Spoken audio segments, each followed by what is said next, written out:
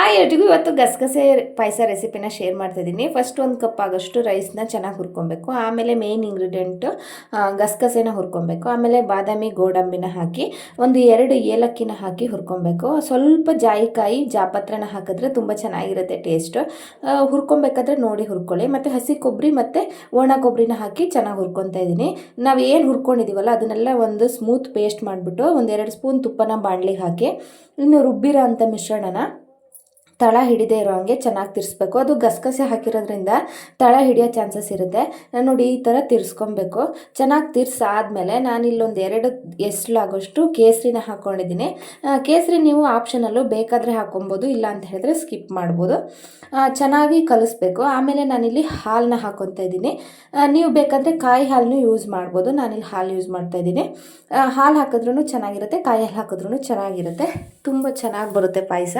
ಚೆನ್ನಾಗಿ ತಿರ್ಸಾದ್ಮೇಲೆ ನಾನು ಬೆಲ್ಲನ ನೀರು ಮಾಡಿ ಇಟ್ಕೊಂಡಿದ್ದೆ, ಅಂದರೆ ಪಾಕ ಮಾಡಿಲ್ಲ, ಜಸ್ಟ್ ನೀರು ಮಾಡಿ ಇಟ್ಕೊಂಡಿದ್ದೆ. ಅದನ್ನು ಹಾಕಿ ಮೇಲ್ಗಡೆ ಚಾಪ್ ಮಾಡಿರೋಂಥ ಡ್ರೈ ಫ್ರೂಟ್ಸ್ನ ಹಾಕಿದ್ರೆ ಬಿಸಿ ಬಿಸಿಯಾಗಿರೋ ಗಸಗಸೆ ಪಾಯಸ ರೆಡಿ ಆಗುತ್ತೆ. ತುಂಬ ಚೆನ್ನಾಗಿರುತ್ತೆ. ಒಂದ್ಸರಿ ಟ್ರೈ ಮಾಡಿ. ಬಾಯ್.